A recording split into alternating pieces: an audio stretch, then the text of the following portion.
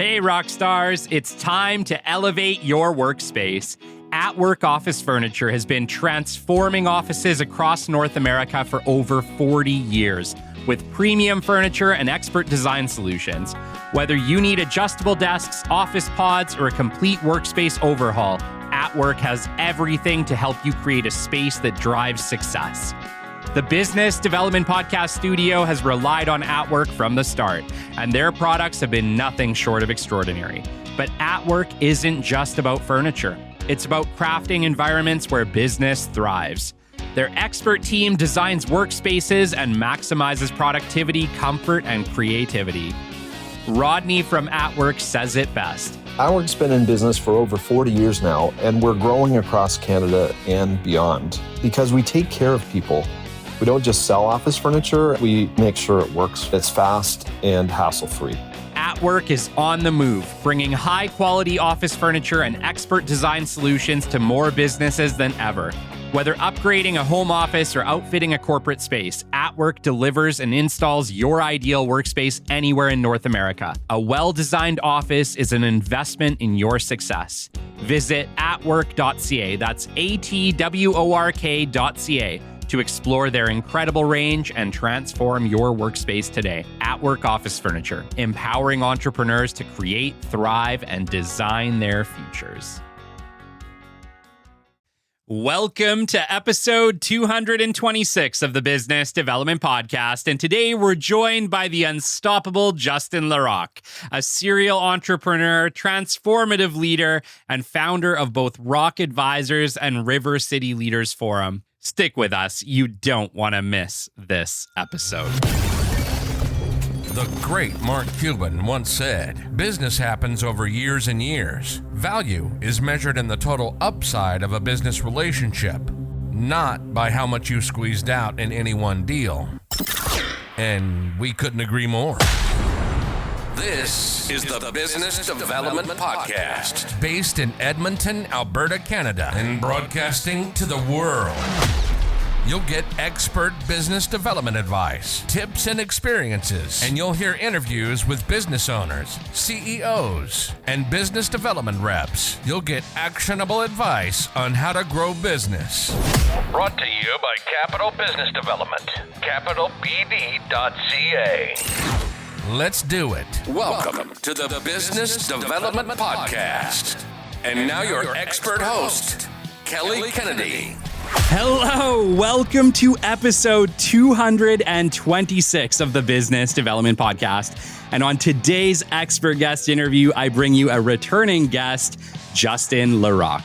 Justin is a seasoned executive and entrepreneur with a deep background in finance and leadership, having achieved remarkable success in multiple ventures. As a chartered accountant with a decade of experience, he has led significant organizational transformations, including driving over $250 million in cost-saving initiatives and guiding companies through successful exits. Justin's expertise spans from scaling startup ventures to managing financial operations for large publicly traded companies, with revenues ranging from $5 million to $3 billion. His strategic vision and commitment to excellence have not only doubled revenues, but also propelled industry-changing technologies to new heights. Beyond his professional achievements, Justin is deeply passionate about driving change and helping organizations and individuals reach their full potential. As the founder and CEO of Rock Advisors and River City Leaders Forum, he continues to inspire and lead with a focus on innovation and growth. His journey is marked by a relentless pursuit of excellence, and his leadership has consistently delivered transformative results. Justin LaRocque is not just a leader, he's a catalyst for success, reshaping industries and empowering others to achieve their goals. Justin, it's really great to have you back. Thanks for having me back. It's humbling to hear that. So that was a mouthful. Yeah. I'm pretty sure that you said that last time. So it's only gotten to be more of a mouthful because you're even more successful than the last time. Yeah. Well, thank you. Yeah. At least one of us thinks so. That's perfect. Yeah. My gosh, dude, it's good to have you back. I have to say that, honestly, Episode 12, Patience and Perseverance with Justin LaRocque. You were like my third guest, dude. And it's humbling. So for context, that week you called me and said, hey, do you want to be on the show? I was like, yeah, this is amazing. We actually, I don't know if you remember this, we did it at like 5 a.m. I was down in my basement still. I was just getting my clients going. And so very humbling now. It's not 5 a.m. and yeah, in a proper office and such. So it's perfect. Oh my gosh. Yeah, I do remember that. And you know what? I think that was the only 5 a.m. interview I have ever done. I've done one 5 a.m. and one 5 p.m. And I think, yeah, that's it. It's like you and Colin Christensen. There you go. Okay. Well, I'm even more humbled now. Yeah, one of the two. Yeah.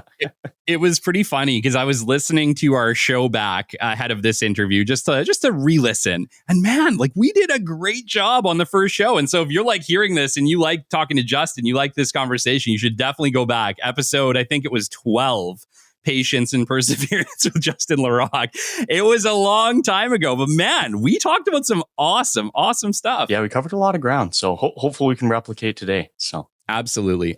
But Justin, episode 12 was like a super long time ago. In context, like probably a year and a half ago, at least, if not longer. As of this recording date, this isn't even the release. So by the time this comes out, we're probably talking closer to 2 years since that conversation. So refresh us, man. Who is Justin LaRocque? How did you end up on this serial entrepreneur journey? Yeah, for sure. So kind of just a little bit of a refresher. So the last time that we spoke, I just finished the process of leading our family business to an exit.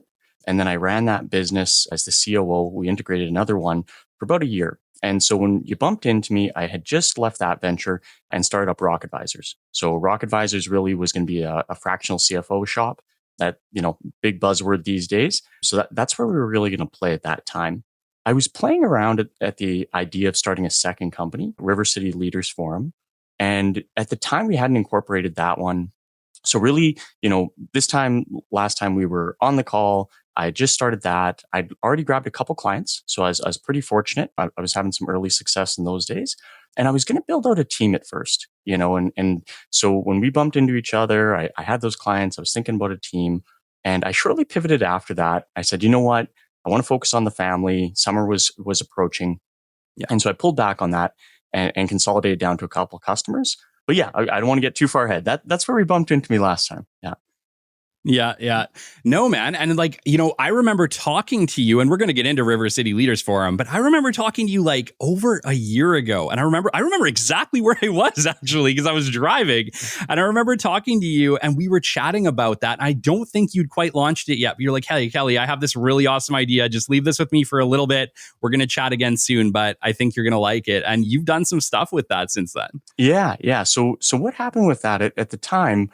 When I was the CEO of the last business, I was approached by a leader forum organization, and they said, hey, we have this really valuable tool. Basically, we curate groups of CEOs or key roles, and we put you into a monthly forum, and you guys get to share your issues and experience share. And for me at the time, our business was struggling. We were trying to turn it around. And I was like, what a tremendous resource. But I am a cheap accountant. And so they showed me the whole model, and I was like, this is amazing. Like, how much is it? And they're like, oh, it's only, about $1,800 a month.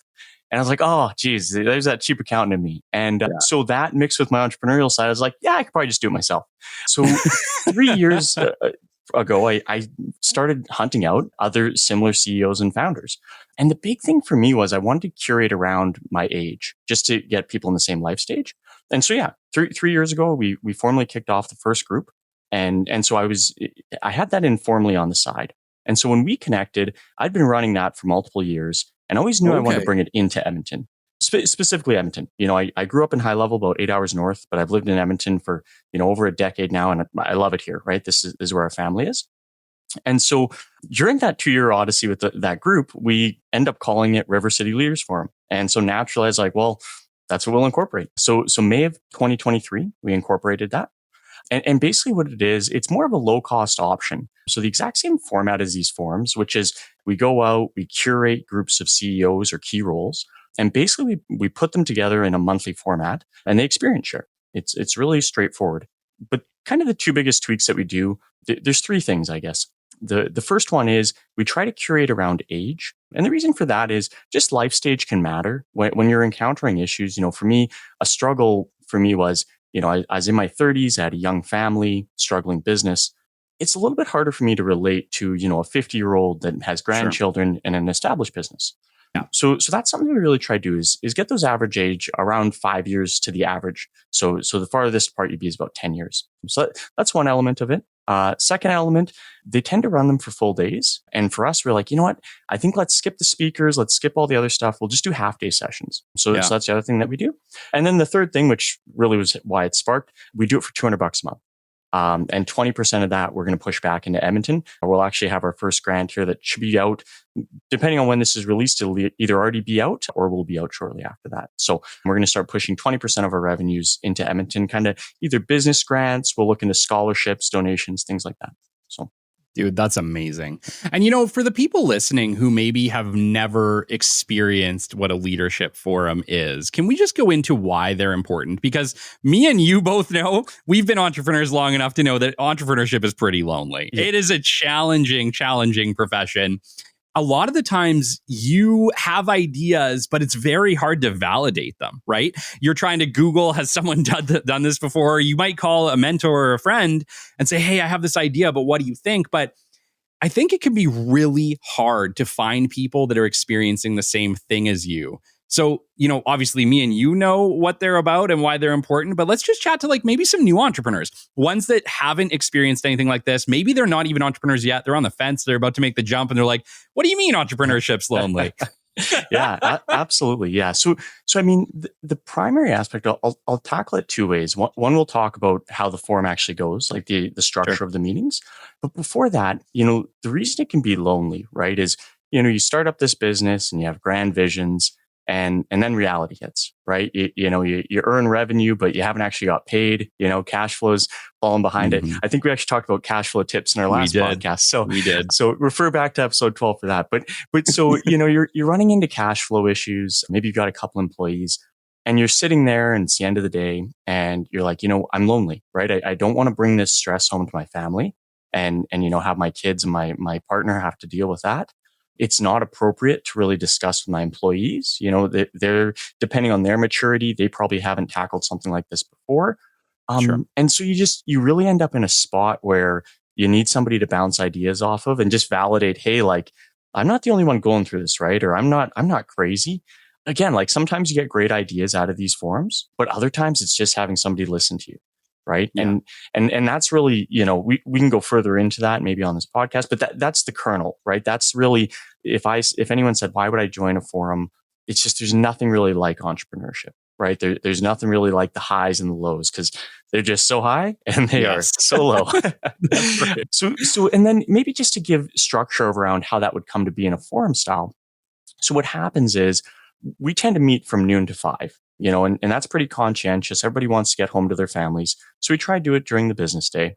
So what we'll do is noon to 1, we'll break bread together, right? So we rotate hosts and we bring lunch in and we break bread together. And that's more informal, just the ability to make relationships, right? Because that is another nuance of this. You are building your network, right? It's not the primary function, but undoubtedly when you share stuff, you just become closer. So that's from 12 to 1. And then 1 to 2, you have a check-in. So you're really checking in on, how's work going? How's family and friends, health and hobbies? And really, this is just getting people centered around how are they in the meeting today, right? Sometimes somebody will come in and they're having the best month of their life, right? And other times somebody comes in, they're having the worst month. And that's going to calibrate for the people in the meeting on how they want to speak to that person, right? If they're having a tough month, you might want to have some softer gloves in that meeting, right?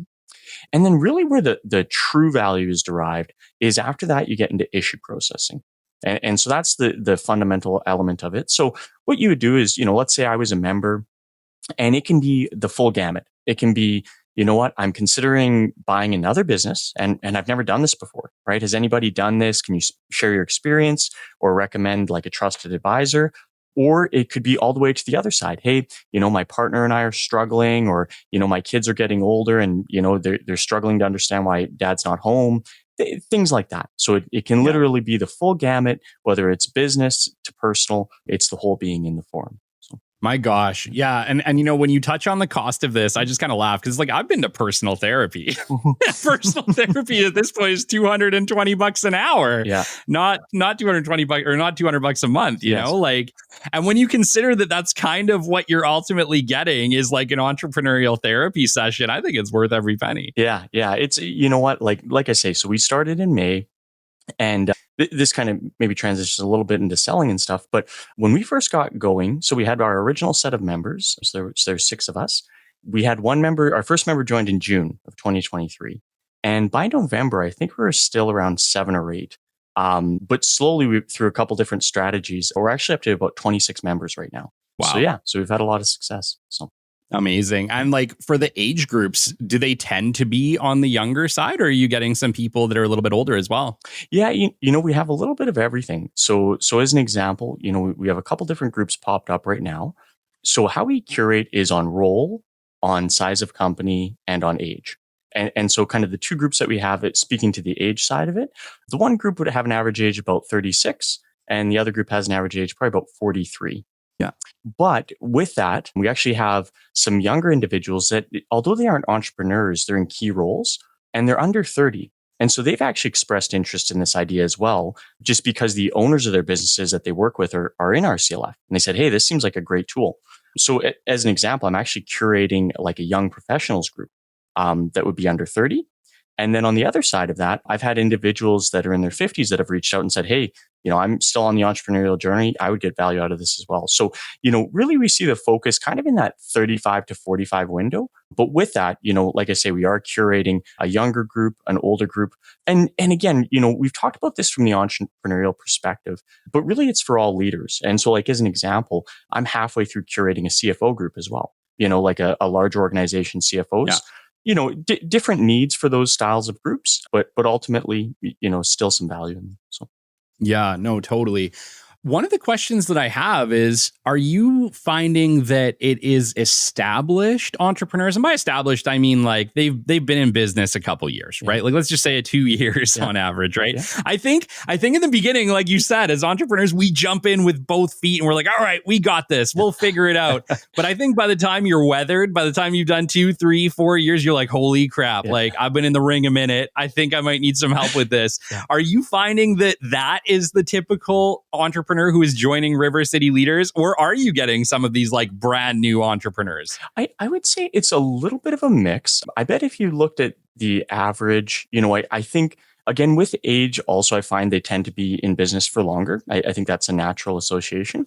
But yeah, I would say, we have some that would be pseudo startup, less than a year. But for the most part, I think you're right. It's kind of over that 2-year hump where, again, you have the euphoria of the first year and it's I'm my own boss and I'm doing it and I'm loving it. And, who cares about the wave that just, tossed me over? I can do it. Yeah. By the end of year 2, that wave's not as fun. You're maybe I want to learn to surf instead of swim through this thing and, get some resources to help. So. Oh my goodness, dude. I was laughing so hard when I was listening to mine and your first show, literally this morning. I wanted my recap and I was like, my God. Gosh, I was so ambitious. Yeah. I wasn't beaten up and weathered by this podcast yet. Yeah. Well, you've done pretty good though. You've stayed very consistent. I mean, you said that you were going to do it and you've done it. So hats off to you. Thanks, dude. Yeah. Thanks. And you know what? First off, just let me pause here and say gigantic thank you to you. Because if it wasn't for our very first guests, I'm not sure that I would have been able to continue this thing, man. But we were so fortunate to, have you come on, have so many amazing initial guests that really motivated me and encouraged me, because I know at that point you're like, hey, you're doing a great job. Just keep this up. And I remember we had a video chat because you were looking at that time to start potentially a video series. Yes. Did you ever pursue it? I didn't do it. You know what? Honestly, maybe it's a good or bad thing. I realized when you said what had to be done, and I was like, yeah, I'm not prepared to do that. So I you know what? Yeah, I was like, he's right, and that's a lot of work, and I just don't think I can do it right now. Yeah. Well, I'm sorry, and you're welcome. Yeah. It's so funny because it's even since that time, obviously video podcasts have kind of took off, peaked, and then now it's going back again because people are realizing that these video podcasts, people aren't aren't really watching them. Interesting. What they want to do is still listen to podcasts. And so we've like, honestly, since me and you met last, it's ridden this wave of like, oh, everyone's doing a video podcast. Yeah. Oh, wait, only 2% of people actually watch the videos. Oh, we're going back to audio. Interesting. I'm like, yeah, it's been a crazy ride. So if you look at like what is successful, for instance, for video podcasts, obviously it's like Joe Rogan and all these like big, highly produced shows where you can bring guests into your studio, interview them right on the spot. But like, you know, one of my favorite shows is like a podcast called Scared to Death. They literally they do horror stories. It's hilarious. Yeah. But if you, big shout out to Scared to Death. Yeah. But yeah, they did video shows for 5 years and they like just shut it down. And they literally came on, they're like, we're not doing video shows anymore because there's only like 2% of our listeners are even watching the videos. We're an audio show. And you know what? Like I've been saying that since the beginning. And I've been talking to so many people that podcasts are an audio experience. If you want video, there's a million YouTube channels, but a podcast is an intimate audio experience. And I'm like a strict believer in clips. We use clips now. I think they're really important so that people can see what's happening or like important ideas. But my gosh, like I still don't think that I would want to watch my own show. Interesting. But I'll listen to it. Yeah. And that's fair. Like I love listening to podcasts when I'm like doing the laundry, driving around. Like I usually don't sit down with my iPad and, you know, watch the whole thing. So. Well, to me, I think that that's the benefit, right? Yeah. It's like, it's a nice passive audio experience. Most of us are entrepreneurs. If we're listening to a show like this, we're leaders of some type. Like it is not like an average person who listens to a show like this. It's people that are looking to grow, looking to do better in business, looking to grow their business. And like, let's get real. Me and you, we probably block our calendars like no tomorrow just to make anything work because we're trying to balance family life, work, and and a side hustle in both of our cases, right? Yeah, very true. So time is so critical, right? It's like the more things that I can do at once, and I get it, it's not always ideal to do two things at once, but you know, listening to podcasts is one of those things I always do when I'm doing something else. Yeah. Well, and you know what? As a side comment to it, so Alex Hormozi, who also does, you know, books and podcasts and all that stuff, he made in his books he writes that if you read and listen at the same time, it almost like heightens the value out of it. And so I've tried that a little bit as well. So like when you kind of say like, how do we like mash things together to be super efficient is like reading and doing the audiobook simultaneously now. I've tried that a couple times. So. Oh my gosh. And since the last time me and you met, we've interviewed so many authors. And I'm such a stickler for it. I won't interview an author until I've read one of their books. I think it's wrong. I think it's wrong to interview an author or a leader who has a book and not read their book. And yet I know so many people are like, well, why do you do it? You don't have to read their book. I'm like, I do though. I do. Like I need to know what it is they're saying so that I can have a much better conversation. So on the show, I read every book, but dude, in some cases, I'm crushing out 4 to 5 books a month. Yeah. And it's like, I'm sure for some people that was normal. That was never normal for me. You're dedicated to the craft. So it's good. Yeah. I think there's a right and a wrong way to do everything. And unfortunately, I try to do everything the right way. That's not always the fastest way, though. Yeah. So, Justin, I want to get into what it's been like to grow this Leaders Forum, right? We talked a little bit ahead of the show about like momentum and flywheels and essentially different sales tactics and different things you've used. And I think that's like super relevant for something like this. We live in a time where personal branding is becoming more important than ever. And I kind of see like what you're doing with River City Leaders is really building a brand, which ultimately will associate with you, which is kind of cool. So talk about that. Like people are looking to build a personal brand. What has worked for you? Yeah. So what I've done, so when we first started River City Leaders, you do the first thing that you always do in sales, right? You reach out to who you know.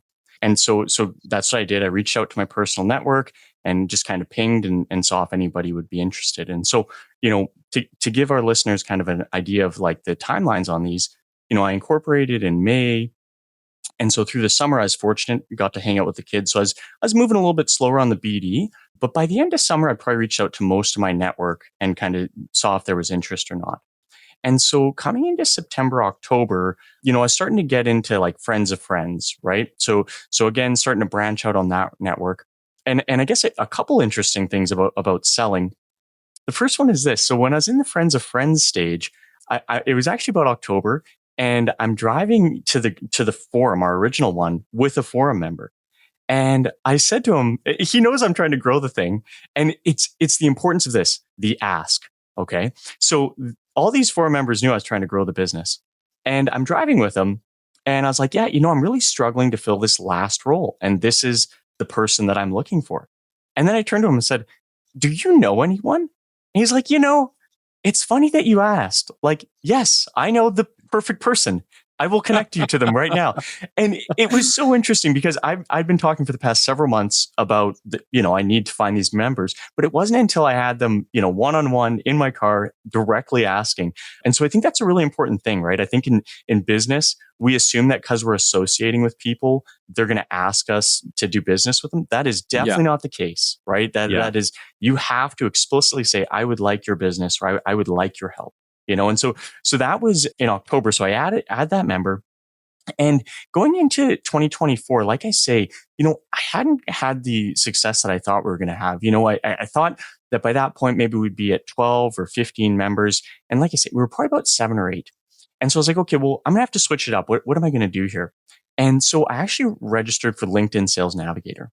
Yeah. And I was like, I'm just going to start reaching out to people and giving them the basic pitch in the connect message and see what happens. And so, I like great tool. It's $1,000 a month or a year, You get full visibility to the LinkedIn network. It's basically a pseudo CRM, I would say.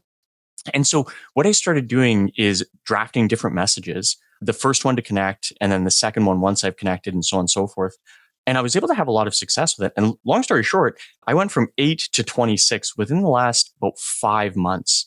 So that was really successful. And wow. Then, so this is, tying that into the flywheel. So now where we are is, people in the forums are starting to pop up and they're starting to see value out of these forums. And so now we're getting the flywheel of referrals, right? So in the last couple months, we've already had 3 different referrals come our way. And so this is the really interesting part about building a business, right? You start out and it's a really slow grind. You tick to 1, you tick to 2, you feel like you're fighting up a mountain, but eventually you find certain strategies. And so what we've now found is, like I say, I do outbound on LinkedIn. So I do, probably about 30 to 50 connections a week, all within the Edmonton community. And typically I'm able to get about 3 coffees out of that. Yeah, and like per month. So it works out pretty well. So we've been able to do kind of cold outbound. Yeah. And then, like I say, the referrals are starting to stack up. And so we're starting to get more and more referrals. And so really, I almost shouldn't say this out loud, but I do say this to other people, but there is a tipping point as well, because currently right now, we're still a young forum, right? And there are others in town. So we're about 26 members. The others would be about 125, 150. And they've been around for decades. And so the interesting tipping point that, maybe the next time I'm on this podcast is that we're actually, I suspect, going to be able to pull over entire forum groups. Oh, wow. that's really, where I think we'll be able to go. Because again, we're an Edmonton focused group. The price point is right. We're giving back to the community. And so really, once we're able to establish our credibility, I think that's the thing that's missing still. We're just over a year old. That's where I think you'll really see the cool things happen. Because again, like I say, most of these forums are about 125. Yeah. A decade from now, I really believe we'll be north of 200-300. Wow. I really believe that. So, yeah. Yeah, you know what? And I know you, so I kind of feel like you're probably going to do it. One of the cool things about it is just the fact that, it's affordable. You're right. I think like a lot of most small businesses or even medium businesses can't justify $2,000 a month for something like that. Yeah. It's just not. But we do need the help. Like, that's the thing, right? Like, we need the help. Young entrepreneurs, we're struggling because we don't always have that mentorship maybe that older generations had. And I think a big part of that is because we live in this like weird connected time, but nobody's really connected. Yes. Yeah. Right? Like, yeah. We're supposed to be more connected than ever. And yeah, I'm sure if you look at any of our LinkedIn's, we look like we're connected as crazy, but like the reality of like interpersonal close connections, many of us only have a handful, me included. Yeah. Well, and the interesting part about that. So when we were starting the very original group years ago, we'd actually fully curated it and COVID hit actually. And so we actually made the decision to not meet until that was fully resolved, just for that very reason. Because we said, we want to be able to develop like true connection. And if we start this up, not everybody knowing each other, because I curated most of the group. And so they knew me, but not each other necessarily. We were like, we don't know if we'll have the success that we're looking for. And so that's to that very comment, we actually have like in person is a mandatory requirement of it. And just, I want to go back for a second, just so that I don't throw too much, shade at the other forums. The one thing I would say is like, if you have the funds to do it, even paying that 1,800 is worth it. So I do want to tell people that, I think what I would say is the value is assuredly there. We're just offering it at a much lower price point. But, I don't want to ruffle too many feathers. The value is absolutely still there for all these other forums. Are forums for everybody? Should all business owners join a forum?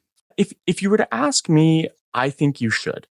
Now, the common, call it objection in our sales cycle that we get is, well, I have a board, or, my business is fine, or I have great employees, or maybe I don't have time. I don't have time is probably the biggest one. But sure. I think the thing that I would say to anybody that's thinking that is, it's great when it's going well, right? But it's in the tough times that the forums are really worth it. If you go to your forum meetings and let's say you have 10 to 12 in the year, you might go to 8 of them and be like, you know what, if I didn't go to this, I'd probably still be okay.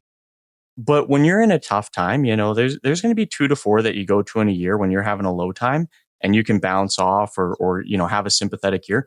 And that's going to be all that value delivered in that point in time. So that's really what I would say is, like make the time. It's one of those things, emotional health is such a big topic these days. And this really is just that, you called it therapy, cheap therapy, emotional health. It's all those things. So for me, I just see a ton of value in it. So. When you're in the forums, because obviously, do you lead them or you just participate? Yeah. So what we do is, each one has each of these forums has different styles. So with RCLF, what we do, I personally curate the groups, and then I will facilitate the first 3 to 6 meetings. And then after that, we turn the facilitation within the groups. So I'll elect a moderator within the groups and keep in touch with them and make sure that we're still maintaining consistent format. But that's how we do it. Basically, is we curate, we build momentum and connections in the first 3 to 6 meetings, and then we turn it within the group. One of the questions that I have is, what are some of the challenges that you're seeing coming up over and over and over again in these groups, right? Like, I think that that's an important standpoint. And the reason being is that sometimes if we understand what the challenges are that are coming up, someone listening right now might be like, you know what, that's me too. I think I need to show up to something like this. So I think maybe speaking to what are some of the topics that are coming up in the forum? What are some of the challenges that you're seeing Edmonton business owners facing? Yeah. And, what are some of the resolutions maybe that have been put forward? Yeah. And so what I would say, I'd start off by saying, the actual forums themselves, a huge pillar for them is confidentiality. So I can't necessarily share other members' things on this podcast, but what I can speak to is things that I've brought into the forum over the years. And what I would say is like, this is very similar to other people's shares, so sure. I'd want to respect other members. Confidentiality is big. So I'll share some of the things that I've been able to bring that I would say are relatively consistently heard by other members, so I think, something that's coming up, we had it. So again, we had a family business, and my parents, had run that business for a decade plus, and they were ready to get out of it. Right. And so I think what happens is you're trying to find, should we bring advisors in for this exit? Am I going to get what I think this business is worth? How can I leave this business? What am I going to do once I leave the business? So I would say that's, a big topic that I really use the forum for, is to get both the experience share from individuals that had left their businesses or had gone through the process and kind of issues and obstacles they encountered. So I think that would probably be, a big one that we see right now, especially, you have the baby boomers. And so, whether it's exiting or entering businesses, I think that's a huge thing. And, I think we'll continue to see that for the next 5-10 years. So that would be, a topic that I see arise often. Something that, we struggled with, and again, other members have alluded to this, getting employee engagement, specifically in the last couple of years, like kind of post-COVID. I don't think there's a new thing for listeners to hear, right? But I just think it's a different world, getting loyalty, I think was something that, pre-COVID, people still were loyal to companies, but maybe loosely. I feel post-COVID, a lot of people have acknowledged like, hey, this is just a contract at a point in time. The Yeah. concept of loyalty has really kind of gone away. And so I think, that's hard as a business owner, right? Because I think, before it was very much like, hey, let's get you that education, or why don't you take a couple extra days, or why don't you do this, right? And now, because of the reset on that relationship, I think a lot of owners struggle with, what is the right level of investment for employees, and, what is fair for them, but also for us. So that would be another kind of hot topic, is so kind of like entering and exiting business, managing the employee relationship in this new world. And then probably the other one, and this is a broader bucket, would just be like, again, emotional health at the family level, right? Growing a business is really hard, right? Yes. And so it's really just, and again, probably more experience share, or experience share, as well as just having a sympathetic ear, I guess, of, hey, I had a really busy month, and I didn't really see my family like I should have, right? Yeah. And having people look across the table at you and say, like, I've been there, and that's tough. But then B, also holding you accountable and saying like, but you also need to improve, like this, like, we're here to help you and support you and listen to you, but like, we've got to hold you accountable too. Right. And family's important. So I think those are kind of three topics that you would see arise in a lot of forums. Yeah, I would say probably one of the largest, if not the largest challenge I've faced since I became a business owner, since I launched this podcast, has been family balancing life, which I have just come to the conclusion that it's total bullshit and work-life balance doesn't exist. But I've had other people say, well, it does, but you have to make it exist. And I actually agree with both points. What's super funny is I've talked with incredibly successful people on this show who have said, I earned it. And, in my opinion, that's kind of what I've ultimately come to with a conclusion with work-life balance. And, I've talked to a lot of people who feel one way about it or it doesn't exist on the other. But I do think that like there's a point in business where you get to earn it. Mm-hmm. But like in my experience, like anything worthwhile in life, you got to work for it. Yeah. This is true. Yeah. Now I'm curious though to drill into that. When they say they've earned it, what does that mean, do you think? Okay, so there was a guest that I had on the show who basically busted their ass for 10 years. And now they're down to working, a 4 or 5 hour work day. Yeah. And that's it. Like, that's all they need to work. Like, that's where they're at. The business runs itself. Now, if they want to put in work, it's 4 to 5 hours a day and they get to have that. But it's like, in my mind, they had to work 10 years in the business, on the business, to get it to a stage where then they could achieve balance. And on some levels, that's nice because it's like, oh, it's something to look forward to. But on the other hand, it's like, my God, that's 10 years. Yeah. Like, my kids are going to be grown up in 10 years. Yeah. Right? Yeah, like, very true. Yeah. How much are you willing to sacrifice? And I think that for a lot of business owners, that is the question. Mm-hmm. How much are you willing to sacrifice to succeed? Because it's not going to come without some level of sacrifice. Yeah, that's fair. And I think, my framing on that, and maybe I'd kind of veer on the other side of the spectrum. And I've kind of learned this through experience, both the good and bad experiences. But, I think for business owners, it's great to put the time in on the business and think that in 10 years, I won't have to work as hard because I put all the time in the business. But I think you have to think about your family and friends in the same lens, right? So if you're not putting time into family and friends, 10 years from now, that's when you have to put all the time in and you're behind, right? So, I think compounding works on both sides of that coin. And I think that can be, a hard lesson to learn, is when you get 5 years down the road and you haven't put that time in and put that investment in, and you aren't seeing any compounding on the friends and family, and it is going the other way. I think that's the dangerous side of that coin. So I don't know. Yeah. That's I agree. I agree. Yeah. I agree. Right. Like, it doesn't, whatever you're focusing your energy into is what's going to grow. Right. Yeah. And if you're not focusing it, I totally agree with you. But my gosh. And this is something that I think going to a forum is very important for, because I think on a certain level, every business owner is struggling with this, because we all care about our businesses. We all want them to be successful. We're all pouring our hearts and souls and finances into them, right, to make it all work. But you only have, roughly 8 hours a day to put into your business for the most part. And I know most of us are probably putting in more, like if you have a side hustle, you're probably putting in 12 hours a day, but that's not the point. The point is that it can take the best of you. I think that's an easy way of saying it, is that your business can really take the best of you. And then unfortunately, your family, your friends get what's left. And like I've had plenty of nights from like, crap, like I am burnt out by the time 5 o'clock comes around. Yet that's the time that like my family needs me to be on. And I know I've struggled immensely with it.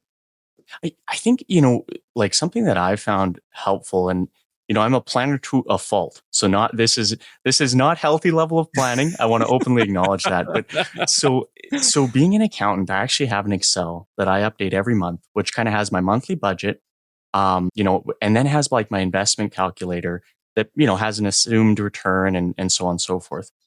And the thing I find most helpful for that is it actually shows me, I have a number in my mind that I want to get to be able to kind of say I'm, retired. Right. Sure. And it helps you kind of realize when I'll get to that number. Right. And the reason why I think that's important, I kind of think about business and just life in general, like you're running a marathon or something, right? If you don't know, or just running a race, maybe is a better framing. If you don't know where the end is, you don't know how to pace yourself, right? And I think that's something that business owners should really stop and think about is, wait a second, like how big does this business need to be to get to where I want to go, right? Because it's great to say, oh, I've got $1 billion business, and my family does not like me. Right. I think almost universally, most people would not say they're striving for that. Right. That's right. So, but not very often do I hear an entrepreneur say, this is the level of growth. This is the end point. And as a result of that, I can now have all this flexibility in these other areas to kind of do what I want. Because I know that if my business grows at, 8% per year, this is where I'm going to probably end up. Right. And so I don't know, that's something that I've taken to framing on. And so like, as an example, I actually do the work about 3 days a week. And then 2 days a week, I have relatively flexible, so, and that's conscious because I look at, okay, well, what growth do I need to get to my endpoint? And, instead of thinking of retirement as this endpoint, what if I was able to work 3 days, would I work another 5 years? For sure. Right. If I could enjoy 2 days right now, for 2 days later on? Absolutely. Right. So anyways, I think that it's an interesting framing for people to think about is like, how big does this need to be to get to what I actually want? Right. And I think again, as entrepreneurs, a lot of people start the business because they're like, well, I want a Ferrari and a couple houses, maybe a villa. Yeah. But I think push come to shove, you actually got to stop and say like, okay, well, if you want that, you are going to have to work really, really hard. Right. Is that really what you want? So, I think we jump in with both feet without thinking what the cost would be a lot of the time. Right. And I've met enough entrepreneurs to know that is, at least in the beginning, that tends to be the case. We just jump in and we're like, all right, we got this. Yeah. But it's like, as you get further and further down the line, it's so funny because I think we sell ourselves this idea. And like, I think, it sounds like you've got it figured out, but I think a lot of us sell ourselves the idea that we're going to become entrepreneurs. We're going to make more money. And we're going to work less. Yeah. And the exact opposite happens. Yeah. We typically make less money and we work more and harder than we've ever worked in our entire life. And then for this like hope that long term, this is going to pay off or we're going to have that reward. Right. Yeah. But it's like, I've talked to so many entrepreneurs where that was the case.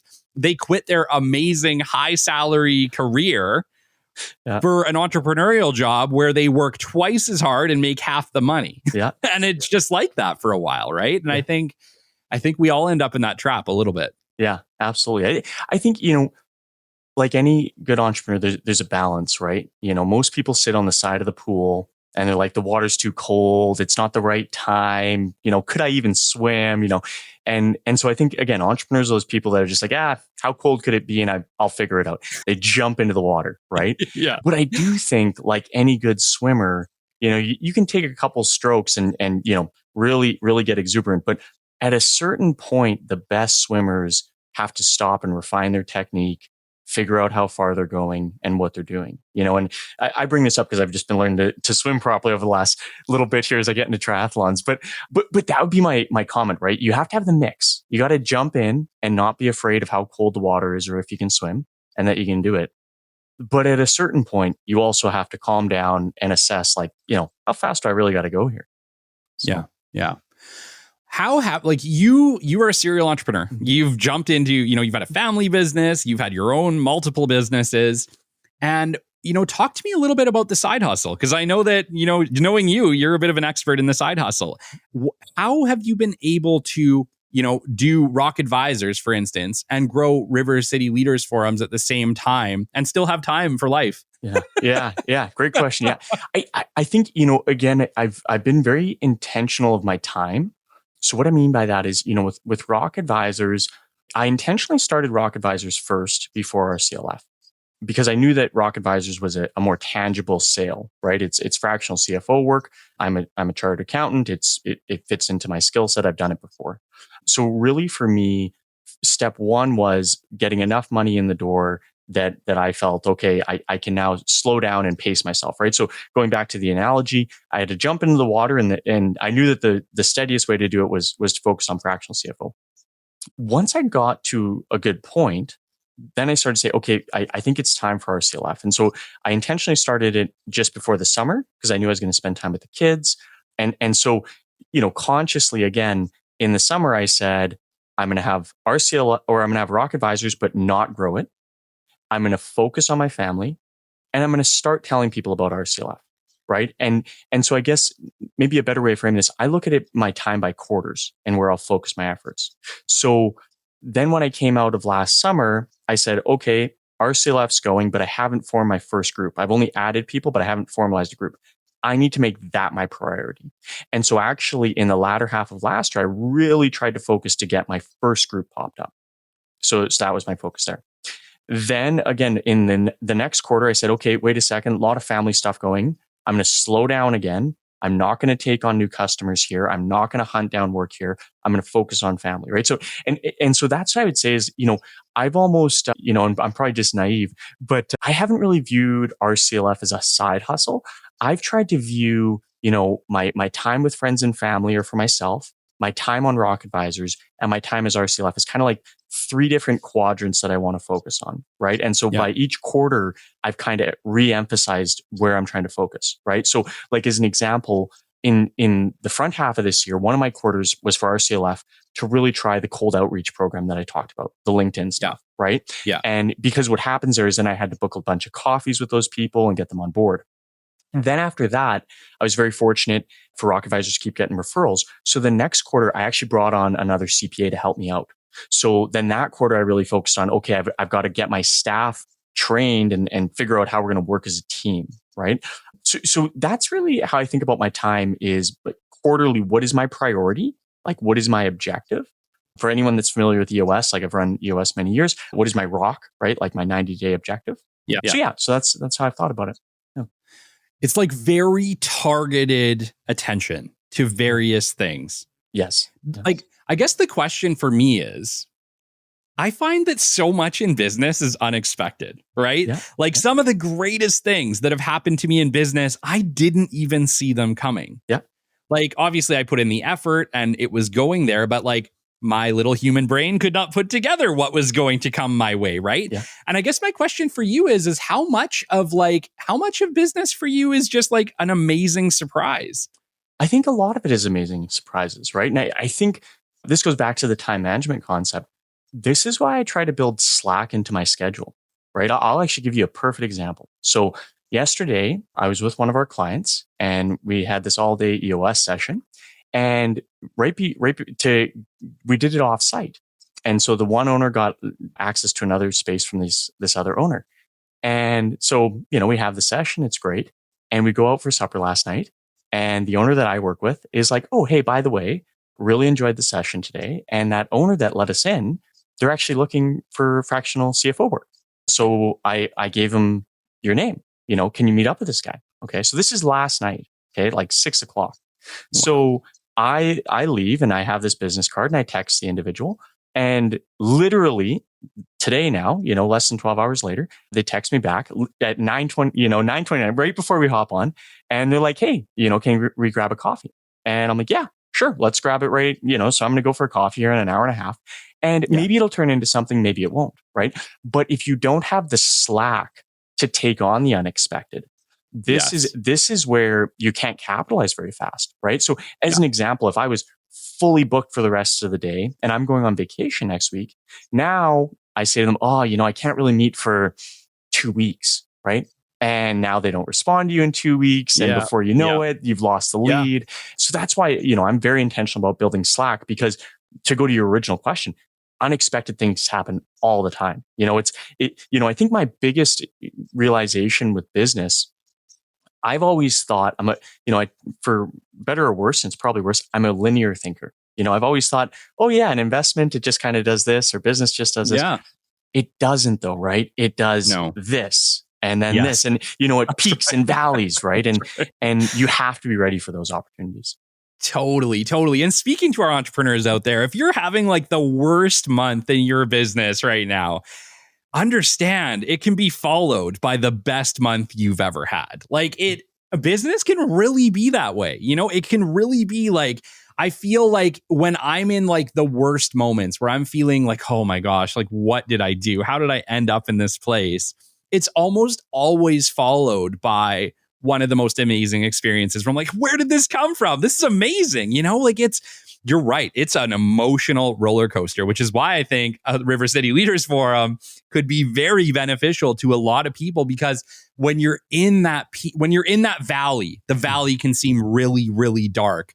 But what you're not seeing is that next month you could be standing on top of a mountain. And sometimes you need that.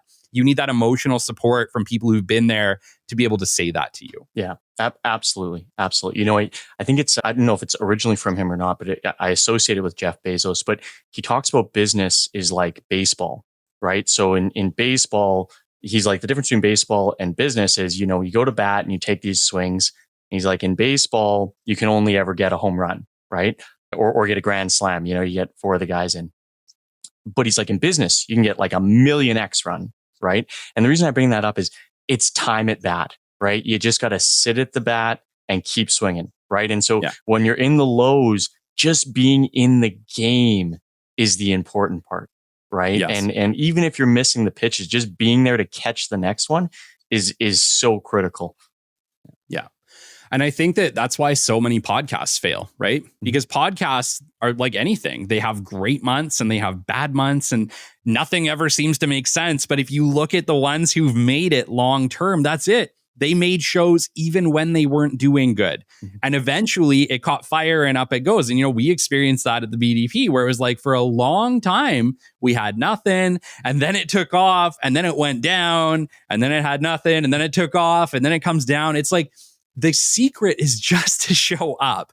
If you can show up, whether it be to record your weekly podcast, whether it be to just stay in business another month, I think you'll find eventually that rocket's coming for you. Yeah, absolutely. Yeah. Well, and I think it's, the age old adage of, if you do what you love, you never work a day in your life. I think that's where that comes to bear too, right? Is, if you do what you love for business, even on the low days, you can still wake up and be like, okay, like I enjoy this though. Like this is still, maybe it's not economically working out right now, but I do enjoy it, right? And so that's right. 100%. You got to love it. Well, dude, lead us into Rock Advisors. We talked a lot about River City, but talk about Rock Advisors. Mm-hmm. Yeah. So Rock Advisors. So yeah, that was the first business we started, fractional CFO shop. And, just like you said, the highs and the lows, right? So I started off and I had this idea of hiring teams and we're going to work for 1 million people. It's going to be great. And then I think around the time we connected, I had early success, got good clients. And I was like, you know what? I just need to relax. I just want to work by myself. I want to focus on my family. I want to have flexibility. And so I kind of terminated the plans that I had. I ended up parting ways with one of the clients. I reconsolidated my time, focused on the kids over the summer. But unfortunately, the bad thing about an entrepreneur is like, they just can't avoid who they really are. And so I've been very fortunate with Rock Advisors. And so what happened was I kept getting referrals. And eventually I got to a spot, like I say, I wanted to keep intentional slack. I got to a spot where I'm like, hey, I can't really take on like a full workload anymore, right? I can help out with these clients, but I can't actually do the full work. And so in early 2024, I made the decision actually to start bringing on staff again. So about a year from when I started it, I said, forget it all. And now I'm right back where I started. So, that's me more than anything, where I move too quick sometimes for my own good. But yeah, so we've started to grow the staff, and fractional CFO, it's a huge thing. It's a big buzzword right now. I think a lot of people are hearing it, and it's a huge resource, right? I think what's happened is traditional model, you grow to a certain size, and then you got to bring on a controller, and that's going to be $100K plus. And as a growing business, you're like, wow, where am I going to find that money? How am I going to get the value back? And so in the simplest thing, and we talked about it on episode 12 as well, but the simplest construct for fractional CFO is you get a fraction of their time, right? And for most smaller businesses, and even larger ones, honestly, right? There's fractional CFOs even at NATE. There's fractional CFOs, at post-secondary institutions these days. So, but you just get a lot of value, a lot of bang for your buck. And so, so we've been doing the fractional CFO thing.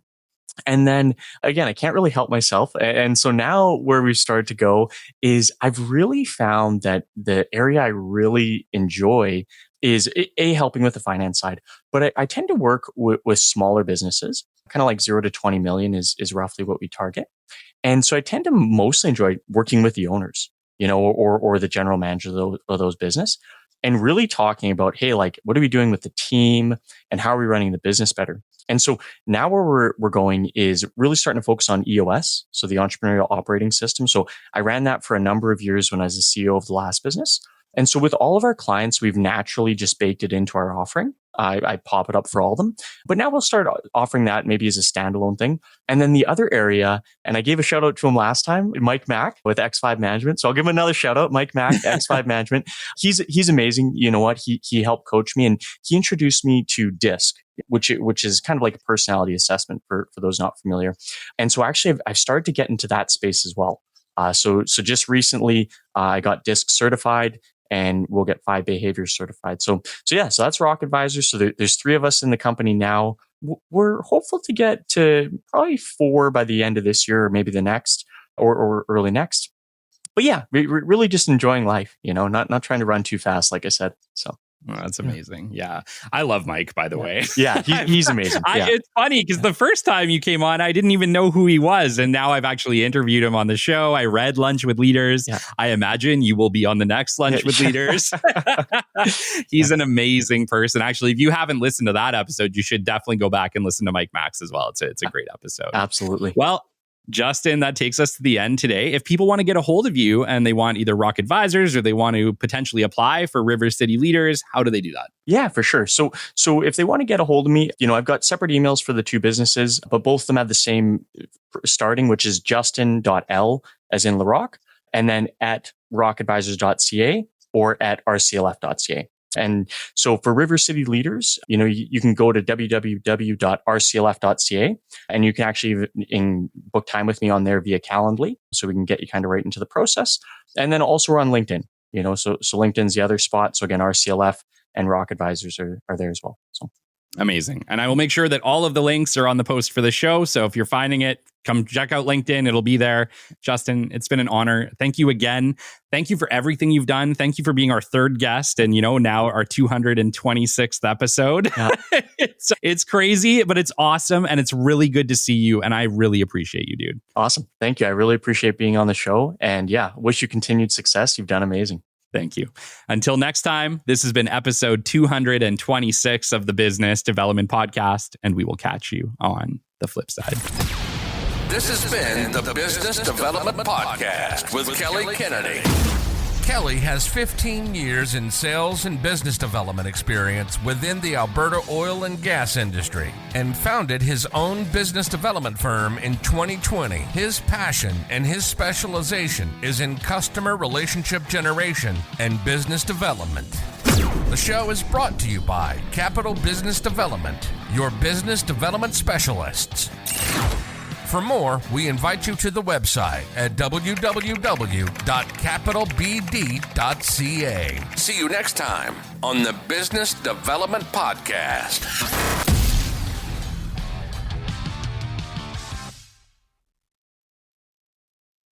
Rock stars, let's dive into something game-changing. Hypervac Technologies, leaders in air duct cleaning innovation. Did you know that they started as a small family-run cleaning business in southern Alberta back in the 1980s? That's right. They've walked in your shoes and understand exactly what you need to succeed. Hypervac has taken that hands-on experience and turned it into powerhouse solutions like the Revolution 360 vacuum and the cutting-edge Cobra View camera system. These tools aren't just designed to clean. They're here to redefine efficiency, helping you tackle more jobs with less hassle. Here's what sets them apart. Their top-selling non-PTO air duct truck has become the gold standard in North America. Add to that immediate worldwide shipping, overnight freight to Canada and the USA, and every product being built right here in North America, well, you've got a partner who's invested in your success. But let's talk impact. Hypervac's mission is bigger than just cleaning ducts. It's about making every breath count because, as they say, your ducts are your lungs. With over 40 years of industry excellence, they're the trusted choice for professionals around the globe. So whether you're looking to upgrade your equipment or start the next big chapter in your business, Hypervac has your back. Head over to www.hypervac.com to see how they're helping pros like you take the industry by storm.